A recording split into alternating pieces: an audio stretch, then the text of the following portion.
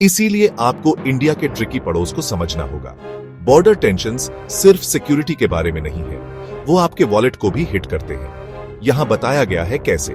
CA Anil Kumar Jain के अनुसार, जो इंडिया डेवलपमेंट डिलेमा के लेखक हैं, इंडिया की ग्रोथ सिर्फ पॉलिसी या रिसोर्सेज के बारे में नहीं है, ये पड़ोसियों के बारे में है। चाइना और पाकिस्तान जैसे देशों के साथ ऑनगोइंग टेंशंस इंडिया को डिफेंस पर बहुत बड़ी रकम खर्च करने पर मजबूर करती है, जिससे फंड्स स्कूलों, अस्पतालों और इंफ्रास्ट्रक्चर से हट जाते हैं। ट्रेड बैरियर्स, बॉर्डर डिस्प्यूट्स और पॉलिटिकल मिसट्रस्ट का मतलब है कम पार्टनरशिप्स और छूटे हुए बिजनेस अपॉर्चुनिटीज। यहां तक कि फॉरेन इन्वेस्टर्स भी नर्वस हो जाते हैं, स्टेबिलिटी पर सवाल उठाते हैं और बड़े इन्वेस्टमेंट से पीछे हट जाते हैं। नतीजा, slower job growth, higher prices और ऑर्डिनरी इंडियंस के लिए कम बेनिफिट्स। जैन की रिसर्च एक बात साफ करती है, पड़ोसियों के साथ पीस सिर्फ एक सपना नहीं है, ये एक इकोनॉमिक नेसेसिटी है।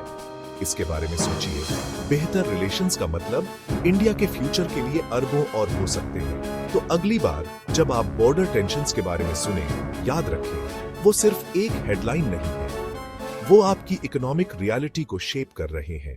भारत की आर्थिक प्रगति पर उसके पड़ोसी देशों के साथ संबंधों का गहरा प्रभाव पड़ता है।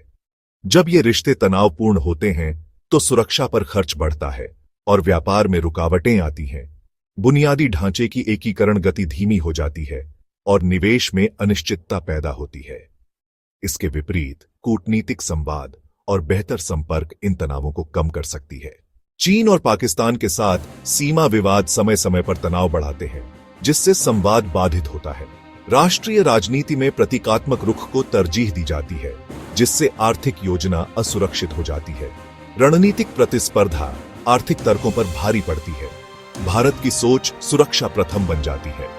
ऊंचे टैरिफ और जटिल कस्टम प्रक्रिया सीमा पार व्यापार को कठिन बनाते हैं। सीमित परिवहन नेटवर्क और डिजिटल कनेक्टिविटी की कमी लेनदेन की लागत बढ़ाती है। आतंकवाद और सैन्य टकराव भरोसा कम करते हैं। रक्षा व्यय सामाजिक निवेश को सीमित करता है। संस्थागत संवाद तंत्र और विश्वास निर्माण से विवादों को व्यापार में बाधा बनने से रोका जा सकता है। मानकों का सामंजस्य और टैरिफ में कमी पारस्परिक निर्भरता व स्थिरता ला सकते हैं। सीमा पार कॉरिडोर, बंदरगाह और इंटीग्रेटेड चेकपोस्ट का निर्माण लागत घटा सकता है। सांस्कृतिक आदान प्रदान और शैक्षणिक नेटवर्क से क्षेत्रीय सहयोग की क्षमता बढ़ती है। तकनीक व नवीकरणीय ऊर्जा में निवेश और घरेलू उत्पादन भू राजनीतिक जोखिम कम कर सकता है। पड़ोसी प्रथम नीति के तहत उल्लेखनीय प्रगति हुई है। भारत बांग्लादेश व्यापार दोगुना हो गया। द्विपक्षीय समझौते 15 से बढ़कर 26 हो गए और क्रॉस बॉर्डर प्रोजेक्ट 5 से 18 तक पहुंचे। BBINMVA से परिवहन सुविधा मिली। भारत म्यांमार थाईलैंड राजमार्ग 1360 किमी का है। कलादान परियोजना में बंदरगाह चालू हो गया। चाबहार पोर्ट से मध्य एशिया तक पहुंच मिली।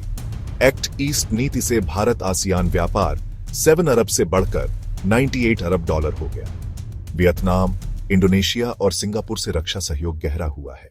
भारत ने नेपाल में 1.2 अरब डॉलर जल विद्युत और बांग्लादेश में 2 अरब डॉलर इंफ्रा निवेश किया। BMS टेक और साफ्टा जैसे मंचों से दक्षिण व दक्षिण पूर्व एशिया का एकीकरण बढ़ा। चीन के साथ 45 अरब डॉलर का घाटा है। बांग्लादेश से 10 अरब डॉलर का व्यापार मजबूत है।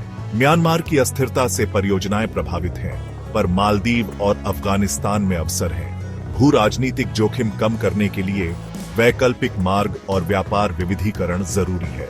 गैर शुल्क बाधाएं हटाना, संयुक्त मानक और डिजिटल प्रणाली से वास्तविक पहुंच मिलेगी।